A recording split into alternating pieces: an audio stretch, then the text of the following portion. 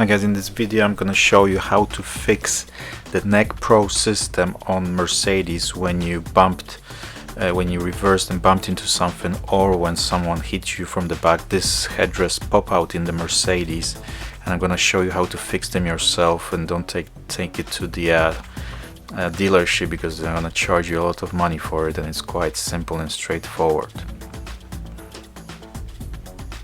So the first thing you have to notice is, the most important thing is that bolt there, and that attaches to those teeth that need to be open, and you just need to make sure they're always open when you slide it in, because that bolt needs to go there into those teeth. So the way you do it is just push the headrest down first, and then after you have it down, it's quite heavy to do it, but just push it down and then push it towards the seat, the bolt, making sure the teeth are open so the bolt can snap in.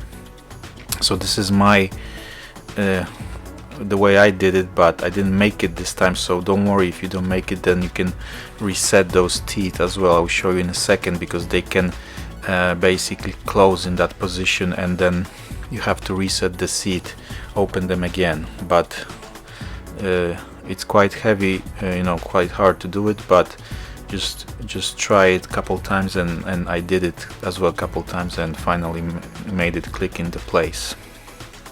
So to reset the seat, you have to locate the connector coming out from the headrest, disconnect it and insert some wires into it, and get some battery. 9-volt is enough, although the car is 12-volt system, but 9-volt is enough, and just connect the battery, and those teeth will pop out, and you can just start again and try it again.